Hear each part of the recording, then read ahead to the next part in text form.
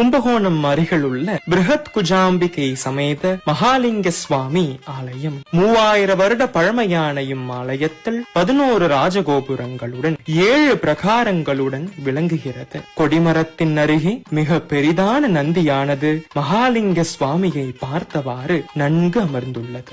சந்திரனுக்கு ஏற்பட்ட நோயை குணப்படுத்துவதற்கு சந்திரனுடைய மனைவியான 27 நட்சத்திரங்களும் இங்கே 27 சிவலிங்கங்களுக்கு பூஜை செய்து நோயை குணப்படுத்தினார்கள்.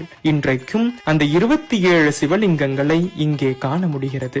சிவபெருமானினுடைய ஜடாமுடியானது 2வது பிரகாரத்தில் விழுந்ததாக சொல்லப்படுகிறது. இந்த பிரகாரத்தை சித்திர பிரகாரம் என்று அழைக்கப்படுகிறது. வருடத்திற்கு மார்கழி மாதம் மட்டுமே இந்த பிரகாரம் திறக்கப்படும். மராட்டிய மன்னனினுடைய மனைவியான அம்முனிபாய் அவர்கள் குழந்தை பேர் வேண்டி மகாலிங்க சுவாமியை பிரார்த்தனை செய்கிறார். பின்பு புத்திரபாகியம் கெட்டியதும் அம்முனிபாய் அவர்கள் 1 லட்ச தீபம் ஏற்றி சுவாமியை வழிபட்டனர். அம்முனிபாயினுடைய விக்கிரகமானது பாவை விளக்காக செய்யப்பட்டு சதாசர்வ காலமும் சுவாமியினுடைய சன்னதியில் ஏற்றி வைக்கப்பட்டுள்ளது. பிரம்மஹஸ்தி தோஷத்தை போக்கி அருள்கிறார் மருதீஸ்வரர் என்னும் மகாலிங்க சுவாமி அம்பிகைக்கு பிருஹத் சுந்தர குஜாம்பிகை என்ற பெயருடன் அன்பினால் தன் நாயகனை என்றும் பிரியாத தேவிக்கு அன்பில் மிகப்பெரியாள் என்ற வார்த்தைக்கு இணங்க ஞான சம்பந்தர் அன்பில் பெரியாள் என்று அம்பிகையை அழைக்கின்றார். கொல்லூரை அடுத்து மூகாம்பிகைக்கு இருக்கக்கூடிய ஒரே சன்னதி